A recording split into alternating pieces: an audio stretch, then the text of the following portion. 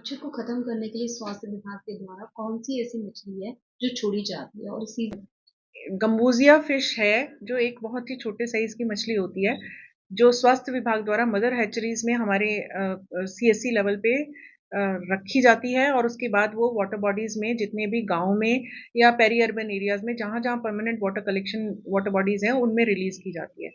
बहुत ही effective anti larval measures है क्योंकि ये मछली जो है, एक बार छोड़ने के बाद बहुत तेज़ी से मल्टीप्लाई करती है और बड़ी संख्या में लार्वा को एक फिश खा सकती है। तो ये एंटी लार्वल मेजर के तौर पे बहुत उपयोगी है और मच्छर आगे लार्वा से मच्छर नहीं बनते, जिससे कि बहुत ही फ़ायदेमंद रहती है। तो इस साल हमने 326 आइडेंटिफाइड वाटर बॉडीज़ जो थी जिले में, उनमें ये रिलीज़ करी थी और एक बार हम लोगों ने अप्रैल में ये रिलीज़ करी थी और दोबारा हमने बारिशों के बाद सितंबर में भी रिलीज़ करी है। कई बार क्या होता है कि पॉन्ड्स ओवरफ्लो कर जाते हैं बारिश के मौसम में, तो दोबारा से इसीलिए रिलीज़ करी थी यदि मछली की संख्या कम हो गई हो, तो हम लोगों ने इसलिए एक बार दोबारा से भी रिलीज़ करी थी कि डेंगू के केसेज़ जब आ रहे हैं, तो हम लोगों ने इसीलिए री-रिलीज़ कर दी। अगर हम इससे पिछले साल की बात करें तो उससे कितना फ़ायदा हुआ है और इस साल कितना फ़ायदा हुआ? गाँव में हम लोग देख पाते हैं कि हमारे काफ़ी कम केसेज़ आते हैं as compare to urban areas. तो वो उसका एक बड़ा क्योंकि पानी एक साफ़ पानी जो होता है उसका मच्छर है, डेंगू का जो मच्छर है वो साफ़ पानी का मच्छर है। एडिस मॉस्किटो होता है।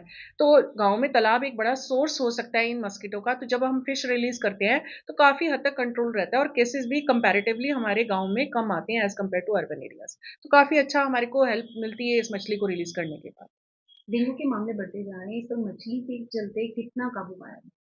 अ उम, हमारे पास मल्टीपल एंटी लार्वल मेजर्स हैं और सोर्स रिडक्शन हमारे 2 मेन डेंगू को कंट्रोल करने के लिए मेजर्स होते हैं। एक तो सोर्स रिडक्शन कि पानी की कलेक्शन हम कहीं ना होने दें और जहाँ पे हमारे पानी की कलेक्शन होने से रोक नहीं सकते, तो एंटी लार्वल मेजर्स के तौर पे 2 चीज़ें होती हैं। एक तो टेमीफॉस दवाई का इस्तेमाल और दूसरा है बड़े जैसे कलेक्शंस होते हैं वहाँ पे फिश रिलीज़। जैसे गाँव के पॉन्ड्स हैं उनमें दवाई नहीं डाल सकते हैं, क्योंकि जानवर वगैरह वो पीने में भी इस्तेमाल करते हैं, तो हम लोग फिश रिलीज़ करते हैं। तो बहुत ही इफ़ेक्टिव मेथड है और इससे काफ़ी हद तक मस्कीटो डेंसिटी पर्टिकुलरली हमारे जो एडीज़ और एनोफिलिस मॉस्किटो है उसकी डेंसिटी पे काफ़ी कंट्रोल मिलता है हमारे को और काफ़ी फ़ायदा होता है।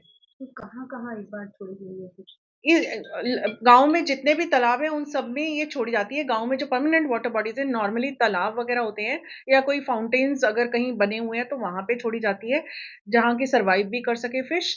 और इसके अलावा हमारी जो ये इसकी मदर हैचरीज़ बनाई हुई हैं हमने सीएससी लेवल पे, जो हमारी करनाल में एक तो सिविल सर्जन ऑफिस में एक पॉलीक्लिनिक सेक्टर 16 में मदर हैचरी है। इसके अलावा तरावड़ी, इंदिरी, घरौंडा, असंध, कुंजपुरा हमारी ये मदर हैचरीज़ इन-इन स्थानों पे हैं, यहाँ से मछली लेकर गाँव तक पहुँचाई जाती है और तालाबों में हमारे स्टाफ के द्वारा रिलीज़ की जाती तो यही कौन-सा टाइमिंग रहता है इसको रिलीज़ करने का? है। शुरुआत में जैसे अब बारिश से जस्ट पहले अप्रैल के महीने में आम तौर पे हम लोग रिलीज़ कर देते हैं ताकि मछली शुरू से हमारे को मच्छर की डेंसिटी पे कंट्रोल मिल सके।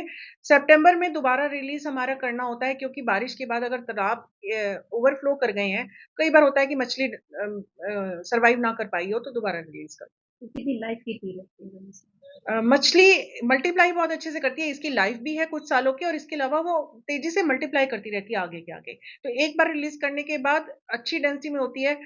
हम लोग दोबारा रिलीज़ सिर्फ़ इसलिए करते हैं कि कई बार जो बड़ी मछली है, छोटी मछली को खा जाती है, तो वो एक संभावना होती है कि थोड़ी इनकी पॉपुलेशन कम हो गई हो, तो इस वज़ह से हम हर साल एक बार रिलीज़ ज़रूर करते हैं दोबारा से।